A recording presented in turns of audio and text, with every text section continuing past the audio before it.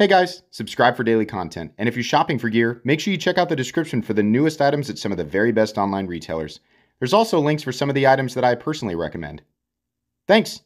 What's going on YouTube? Metal Complex here, and today I've got a very interesting knife review / knife overview to share with you guys. This is the WE Knives and Ferrum Forge Mini Malice, which is a button lock. Very cool, right? You guys probably remember, if you don't, there was a large Malice, which I think was a frame lock. I honestly can't remember. I reviewed it. You can go back and check it out. But they announced this guy, and they did a button lock, which is really cool, and it translates really well. I can't wait to tell you guys my thoughts. This should be available at the time that I recorded this video, which is in the past, so don't jump on me and say, as soon as you uploaded the video, they were sold out. Probably not. If they are sold out, it means that they sold out a while back. It's not usually my reviews that sell these things out, but you can check down in the description to see if it is currently available. I will make sure that this is linked in all of its different forms. It does help my channel when you use my links, but that's entirely up to you. Thanks so much to my patrons for supporting me, and please make sure to follow me on Instagram at metal_complex. Let's go ahead and get an overall measurement of this knife because it is absolutely smaller than its older brother. The Mini Malice is coming in at 7 inches on the dot. The blade length is right on the 3-inch line, so be careful about that if that is a law in your area. Cutting edge is coming in at exactly 2.5 inches thanks to a very roomy forward choil. Let's go ahead and do some size comparisons up against the Ontario Rat Model 1 and the Ontario Rat Model 2. You can see here it's closer to the size of the Rat 2, perhaps a little bit shorter, but definitely more bulky. It's got a little bit more muscle to it. How about up against the Demco AD20.5? The AD20.5 is a little tiny bit slimmer, a little bit, but it is definitely longer. Cutting edge, pretty similar. A little bit more cutting edge to the Demco AD20.5. A little bit more if you go with the clip point. Let's put it up against the Spyderco PM2 and the Spyderco Para 3. Definitely closer to the size of the Para 3, but definitely shorter. Cutting edge though, same exact cutting edge as the Spyderco Para 3. Last but not least, let's put it up against the Benchmade Griptilian, or in this case, the Ritter Hogue, and the, where is it? The Benchmade Bug Out. So yeah, it's a little, but it's kind of a little tank, right? And because of the way that the ergonomic lines are, it actually is a fairly roomy, tiny tank. How's the action on this guy? It's a button lock, so the detent is not going, a lot of people are saying, oh, well, the detent feels light. It's not a detent. It's just pulling away from the plunge lock, right? And because of how the lock is set up, these types of knives are not going to feel as snappy as, you know, what we experience in a traditional titanium frame lock with a detent ball. So, can it be flipped reliably without wrist? Yes, it can. Pretty easily, actually. You can see right here, I am push buttoning it, and right here I'm going to light switch it, and I'm doing this left-handed, non-dominant hand. So yeah, you can do it. Periodically though, if you attempt to fail it, is it gonna fail? Yeah. It does not have a, you know, a heavy detent. It's not like the pull away or the breakaway is not, it doesn't take as much force to do that. So you have to be more deliberate with it. Once you figure it out though, it becomes second nature. So just to make sure that you guys know, that's what you're dealing with. You can also use this little fuller here, or well, I don't know what we want to call it, right? Looks like you know, windows on an airplane. Sorry if you can't unsee that now. Yeah, you can definitely use the fuller to do the reverse flick, and it's pretty reliable too, right? I mean, the fun part about a button lock is that it is a button lock.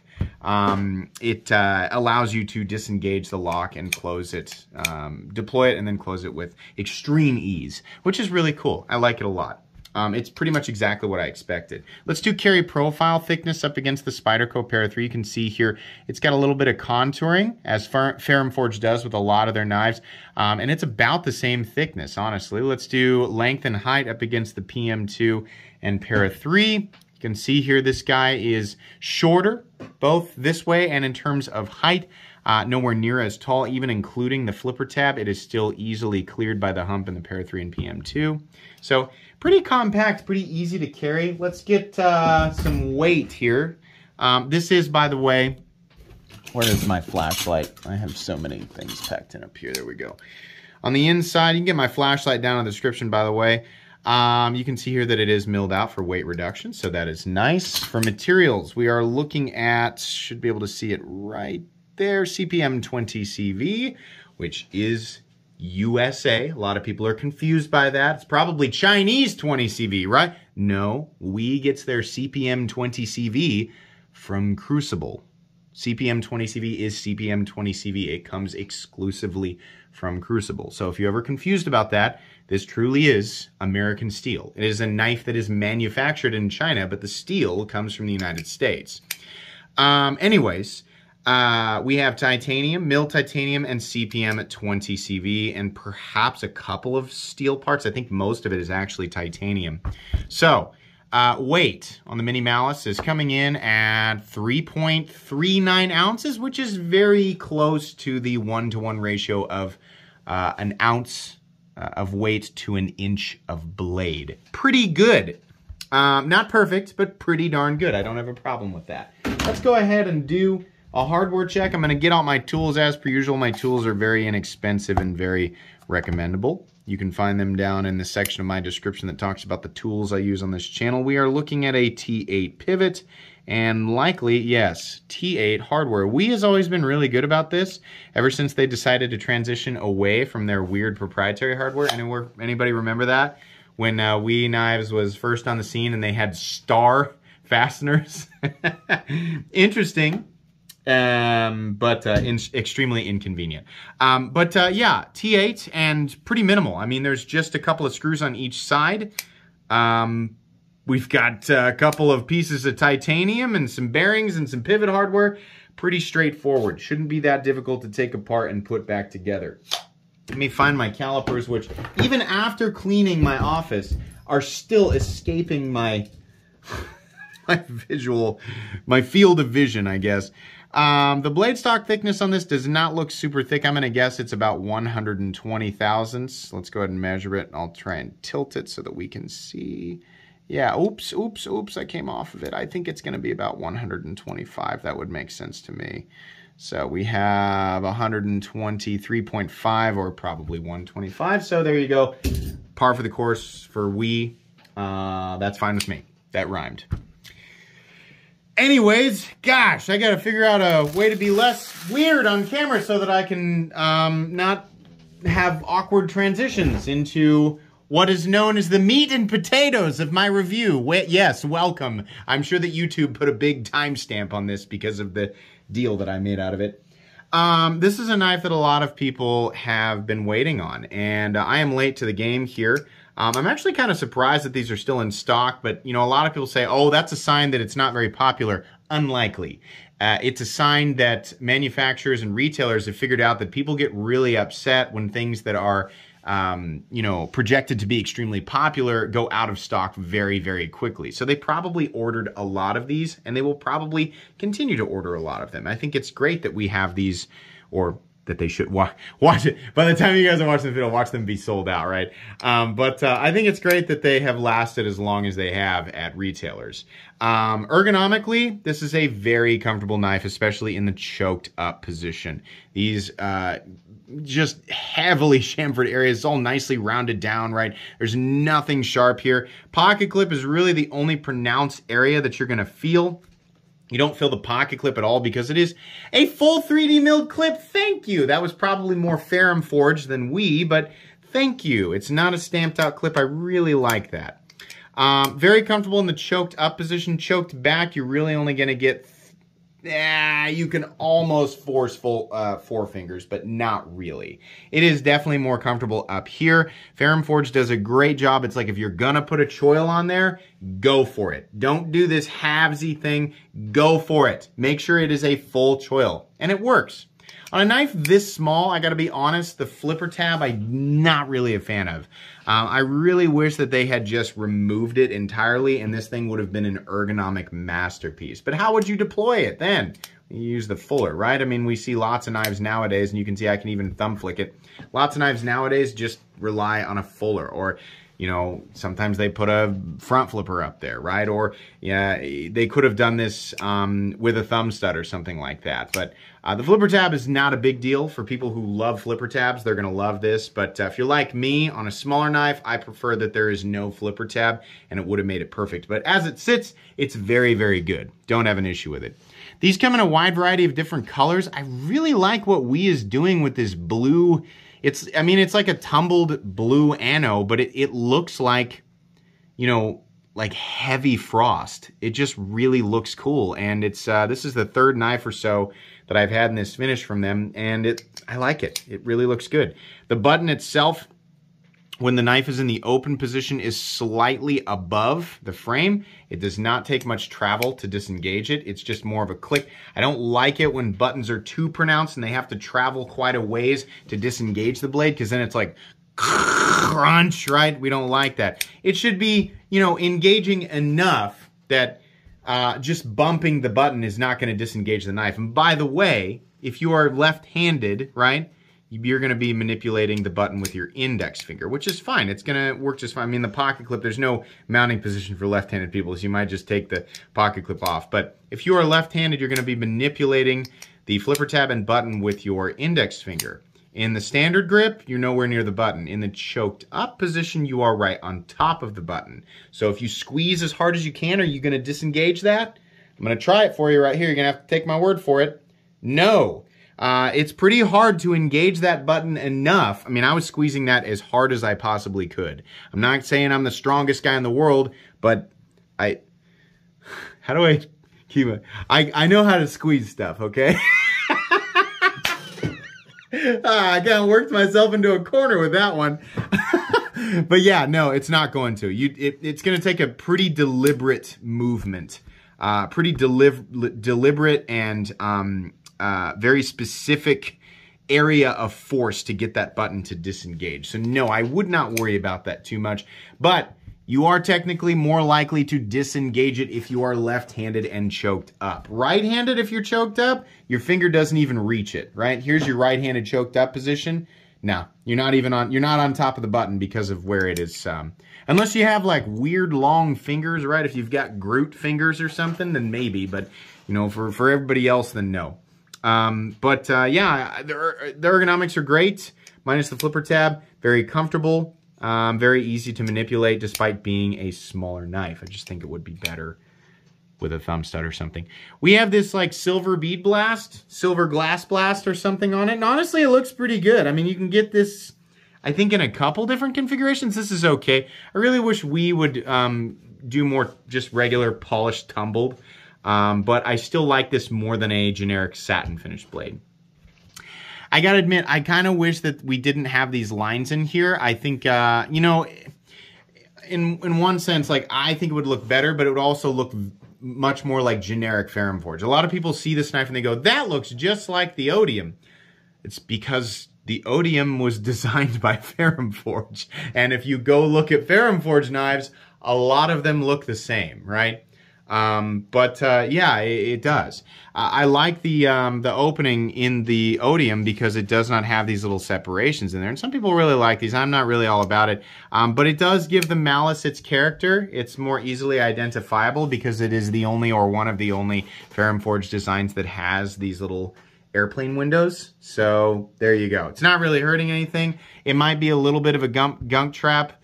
Blow it out with compressed air and use a paper towel, right? Or if you don't have compressed air, just blow on it. I know that all of us here in the knife world are absolutely full of an unlimited supply of hot air, especially people like me. Oh my God, shut up, Complex. You are such a dad. Dad jokes all the way around. Sorry about that. Just blow it out. Use a paper towel. You'll be fine. The taper down to the cutting edge, this comes down to about a medium. I wouldn't call it a thin edge, but I definitely wouldn't call it a thick edge. As far as slicing capability, how easy is it passing through material? It's not a super thick stock, but the final edge, yeah, actually it's pretty nice. I mean, it's not a laser beam, right? Open L fans chomping at the bit to inform everybody how slicey their number 8 is. Wow, amazing. yeah, it's not like that, but it'll do the trick. Absolutely. Your general EDC test, you're going to be fine. It's got a nice puncture tip. I mean, it's a pretty generic blade shape. The character really is just in this area here. I've always liked how WE does their logo on the pivot. I think it looks just fine, and it saves us from the horrible billboarding that we see from other companies. WE does a great job of not putting a bunch of pee-pee poo-poo all over the blade. So that's great. I love that they anodize the fasteners and the standoffs and the lanyard pin, which is, by the way, a lanyard pin and not a big, stupid, gigantic, ugly lanyard hole. This is the best possible solution for all lanyard people and people who don't like lanyards alike, because it is there and able to be utilized for a lanyard, but it is not in the way of anything else that is more important. And by that I mean literally every other part of the knife is more important than the position of the lanyard apparatus. This pocket clip is mounted in the right place, for example, and is plenty deep. It's not a deep carry clip, but you know, there's a little bit of the knife sticking up out of the pocket, but not so much that it's bothersome, and I appreciate it. It also follows the general lines of the knife. It's not anything spectacular or crazy, but it doesn't need to be. The lines of the knife are pretty generic, so no issue there. Nice and smooth surface, and we have a nice little ramp here, so this should rise to meet most thicknesses of pocket seam, so that's good. We have a little stop pin right here, and there's some shouldering, so that's good. Lockup, completely and totally solid, which it should be, even for a button lock, should be. Little tiny bit of stick off the button, but that's pretty typical for button locks. It's not anything dramatic. It doesn't bother me. Not nearly as sticky as some other button locks that I've felt here recently, so I don't have an issue with that. No pivot lash, very smooth, consistent action, running on bearings. We have a little bit of a click. Yeah, that's nice, and perfect centering. All right. So how much is this knife? Well, if we ignore the completely and totally overpriced Damasteel version of it, seriously, it's not just WE, there's a lot of companies right now. Where are you guys getting the idea that slapping a Damasteel blade on these knives should increase the cost by $300 to $350? That is absolutely ridiculous. We are going to ignore that exists. No is my answer to that. The standard versions of these knives, which are the ones you should be looking at, are much more reasonably priced. Damasteel is a really awesome material, and I definitely have some knives that are sporting Damasteel. But I paid about a $150 increase for those knives versus, like, I mean, this was just a couple of years ago.